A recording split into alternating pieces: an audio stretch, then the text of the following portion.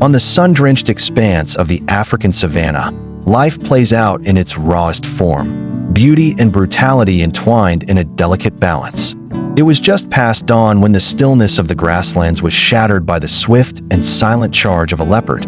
With muscular grace and lethal precision, it lunged toward a young gazelle grazing near the edge of a sparse thicket. The chase was brief.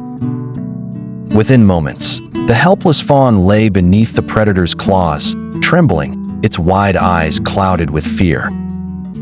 Just as the leopard prepared to drag its prize away, a distant engine rumbled through the silence. A lone vehicle, its metallic frame glinting under the rising sun, came bouncing over the dry earth, sending a plume of dust skyward. The leopard froze. Its sharp ears twitched. Sensing danger, it growled low and released its grip, disappearing into the tall grass with practiced stealth. Inside the vehicle was a middle-aged man, Joseph, a retired veterinarian who had spent decades working with wildlife. He had driven into the plains that morning in search of solitude and perhaps, if luck allowed, a glimpse of the animals he so deeply admired.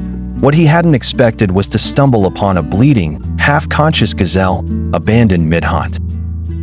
Joseph pulled over instantly.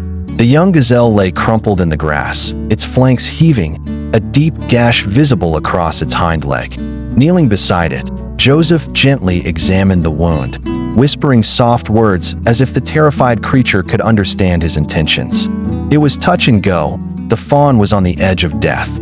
Without wasting time, he carefully lifted it into the back of his vehicle and drove back toward his remote home, some 20 kilometers away. The following days were tense and tender. Joseph cleaned the wound, administered antibiotics, and crafted a splint for the gazelle's leg. At first, it lay motionless, too weak even to raise its head. But under Joseph's patient care, it began to recover.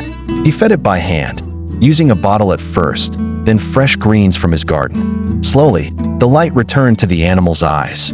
It even began to stand on its own, wobbling like a newborn, but determined. As the weeks passed, an unlikely bond formed between the man and the wild creature. Joseph resisted the urge to name it, always reminding himself that the gazelle did not belong to him. Its home was not within four walls, but out there, where danger and freedom danced side by side.